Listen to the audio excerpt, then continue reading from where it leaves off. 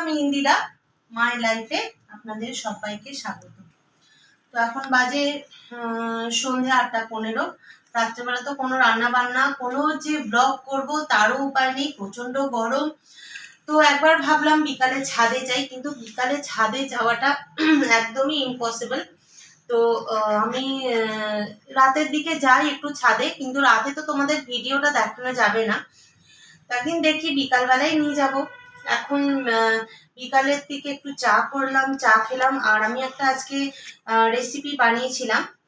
তো রেসিপিটা কিন্তু নিরামিষ দিলে খুব ভালো যাবে ডাল ভাতের সাথে। শুধু ডাল ভাত না, লুচি পরোটা রুটির সাথেও খুব ভালো যাবে। তো একবার চট করে ওই ভিডিওটা দেখে নাও। 1 চামচ সর্ষে আমি নিয়ে নিলাম, এখানে নিয়ে নেব 1 চামচ পোস্ত।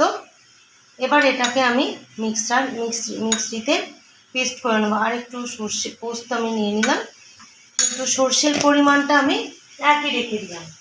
এবার আমি মিক্সিতে এটাকে পেস্ট করে নেব। এটার মধ্যে দিয়ে দিলাম একটা কাঁচা লঙ্কা।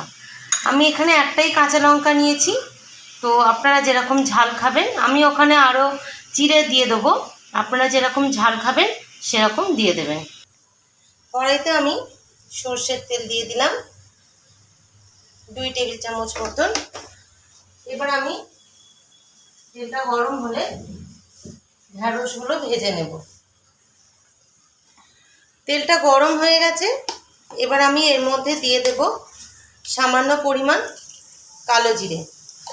দেওয়ার পর এখানে আমার ভেন্ডি আলু কাটা আছে, তেলের মধ্যে ছেড়ে দেব।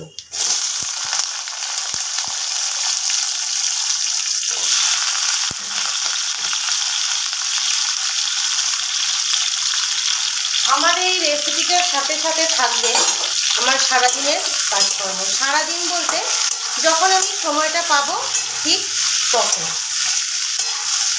এবার ভেন্ডি আলুটা একটু আমি ভাজা ভাজা করে নেব। গ্যাসটা এই মুহূর্তে একটু বাড়িয়ে নিয়েছি। এবার আমি এরকম সাইজে একটা কাঁচা লঙ্কা আমি একটু চিড়ে নেব। চেরা কাঁচা লঙ্কাটা দিয়ে দিলাম। এবার আমি দিয়ে দেবো এর মধ্যে একে একে হলুদ গুঁড়ো, স্বাদ অনুযায়ী লবণ, অল্প একটু চিনি, যেটা ব্যালেন্সটা ঠিক রাখবে। এবার আমি এটাকে একটু ভালো করে নাড়াচাড়া করে নেব।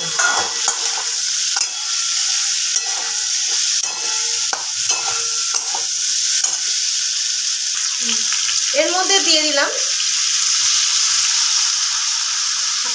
অর্ধেকটা টমেটো। আমি ছোট টমেটোর অর্ধেকটা দিয়েছি। এবার দিয়ে দেবো অল্প একটু জল।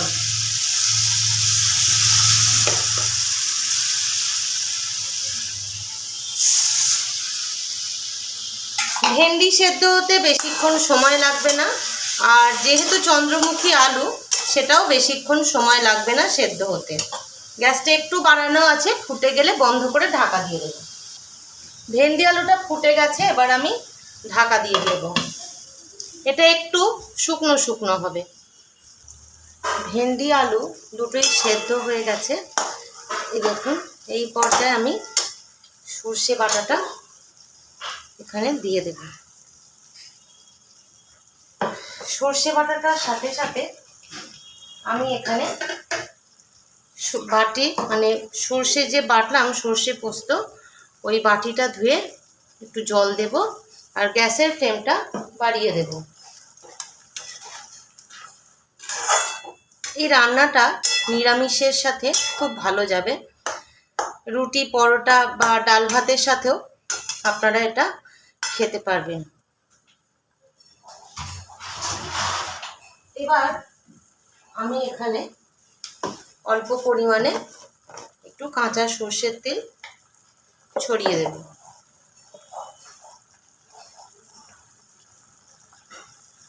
অল্প করেই দিলাম যাতে একটু টেস্ট আসে।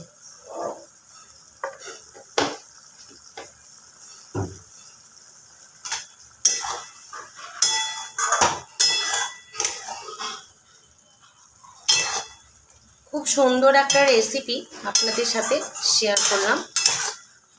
অবশ্যই দেখবেন আমার রেসিপিটা কেমন হয়েছে, কমেন্ট করে জানাবেন।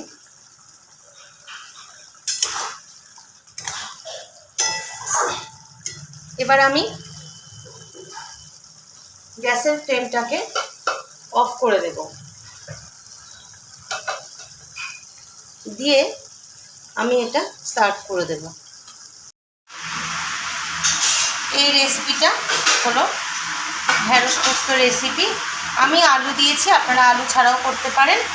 কেমন লাগলো অবশ্যই কমেন্টের মাধ্যমে জানাবেন। তো আমি সন্ধেবেলা এখানে বসে বসে আমি এই জিনিসটাকে দেখতে থাকি, আমি এদেরকে দেখতে থাকি।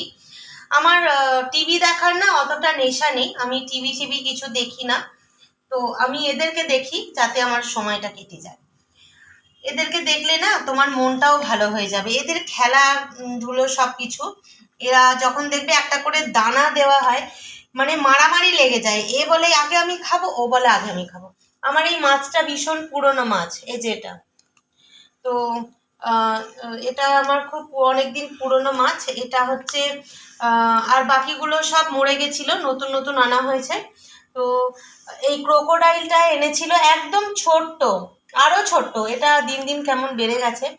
তো যাই হোক, তো তোমাদের আমি দেখালাম এই মানে কালারফুল জিনিসটা কেমন লাগলো সেটা একটু জানিও।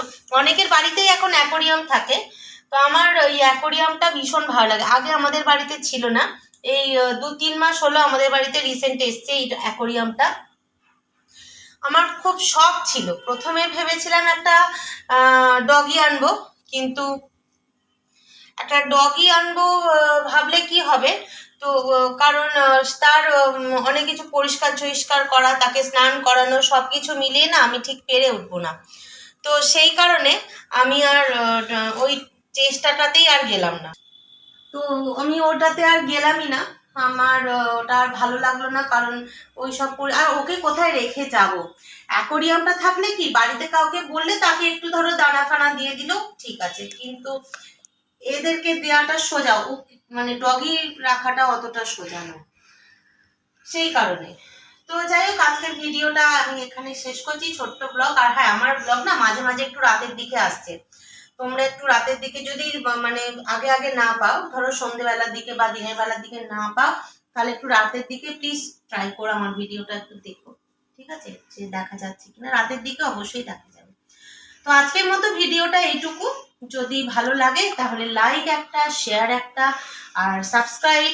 আর যদি কিছু কমেন্ট থাকে তাহলে অবশ্যই নিচেকার কমেন্ট বক্সে কমেন্টটা দিন। আচ্ছা, মতো এটুকুই। দেখা হচ্ছে পরের ভিডিও, কোনো ব্লগ, কোনো রান্না, কোনো কিছু। বাই।